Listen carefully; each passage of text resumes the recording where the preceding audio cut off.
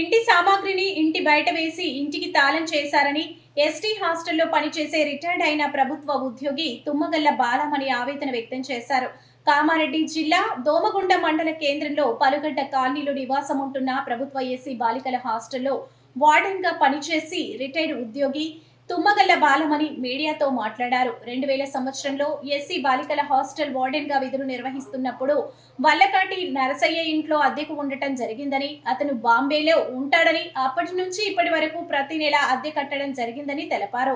గత 4 సంవత్సరాల క్రితం పోగుల రవి అనే వ్యక్తి ఇల్లు కొన్నానని, నా ఇంటి సామాగ్రిని ఇంటి బయట వేసి ఇంటికి తాళం చేశారని ఎస్సీ హాస్టల్లో పనిచేసినటువంటి ప్రభుత్వ రిటైర్డ్ ఉద్యోగి తుమ్మగల్ల బాలమణి ఆవేదన వ్యక్తం చేశారు. కామారెడ్డి జిల్లా దోమగుండ మండల కేంద్రంలోని పలుగడ్డ కాలనీలో నివాసం ఉంటున్న ప్రభుత్వ ఎస్సీ బాలికల హాస్టల్లో వార్డెన్ గా పనిచేసిన రిటైర్డ్ ప్రభుత్వ ఉద్యోగి తుమ్మగల్ల బాలమణి మీడియాతో మాట్లాడారు. 2000 సంవత్సరంలో ఎస్సీ బాలికల హాస్టల్లో వార్డెన్ గా విధులు నిర్వహిస్తున్నప్పుడు వల్లకట్టి నరసయ్య ఇంట్లో అద్దెకు ఉండటం జరిగిందని, అతను అప్పటి నుంచి ఇప్పటి వరకు బాంబోలోనే ఉంటున్నాడని, అప్పటి నుంచి ఇప్పటి వరకు ప్రతి నెల అద్దె కట్టడం జరిగిందని తెలిపారు. గత 5-4 సంవత్సరాల క్రితం పోగుల రవి అనే వ్యక్తి ఇల్లు కొన్నానని, నా ఇంటి మొత్తం సామాగ్రిని గత 2 ఏళ్ల క్రితం ఇంటి బయట పడేయడం జరిగిందని, ఇట్టి విషయం పైన దోమగుండ పోలీస్ స్టేషన్ లో ఫిర్యాదు చేయడం జరిగింది. బిక్కనూరు సిఐ ఇద్దరిని పిలుచుకొని మాట్లాడి ఒప్పంద పత్రం రాయించుకున్నారని, నేను ఇల్లు కొంటానని, నేను ఉంటున్న ఇంటికి మరమ్మతులు చేసుకోవడం జరిగిందని, మరమ్మతుల ఖర్చులు 2 లక్షలకు పైగా కావడం జరిగిందని,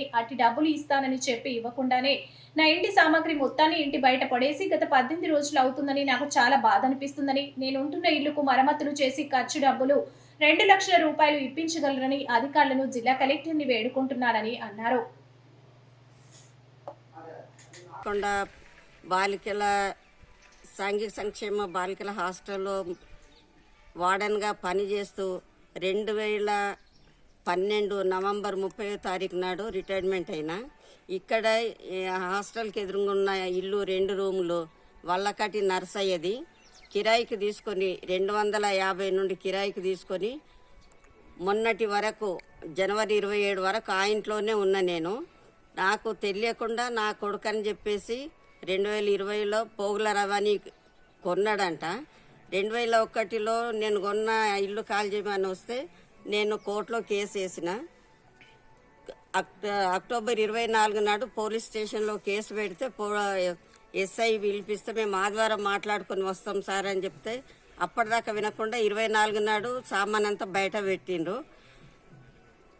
ప్రభాకర్ అనే అతడు ఇప్పుడు బయట సామాను పెట్టినాక నేను పోలీస్ స్టేషన్లో అప్లికేషన్ ఇస్తే, కామారెడ్డి పోలీస్ స్టేషన్లో అప్లికేషన్ ఇస్తే బిక్కనూరు సిఐకి ఫోన్ చేస్తే అక్కడ ఒప్పంద పత్రం రాసుకున్నాము.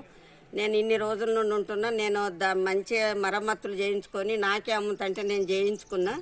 నేను ఖాళీ ఒప్పంద పత్రం నాకు అయిన ఖర్చులు కట్టిస్తే ఖాళీ చేస్తా. ఒకవేళ కిరాయికి ఇచ్చినా నేనే ఉంటా, ఒకవేళ అమ్మినా నేనే కొంటాను. ఒకవేళ నువ్వు ఇంట్లో ఉంటాంటే నువ్వే ఉండాలి, ఇంకా ఎవరిని రానియొద్దని చెప్పేసి ఒప్పంద పత్రం సిఐ దగ్గర రాసుకున్నాము.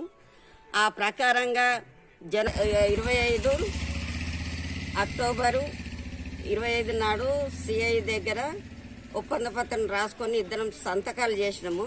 అప్పటి నుండి జనవరి 1 4-5 తారీఖు వరకు నాకు ఖర్చులు కట్టేయలేదు, మాట్లాడలేదు. అందుకే నేను ఇల్లు ఖాళీ చేయలేదు. తర్వాత అక్టోబరు 24 నాడు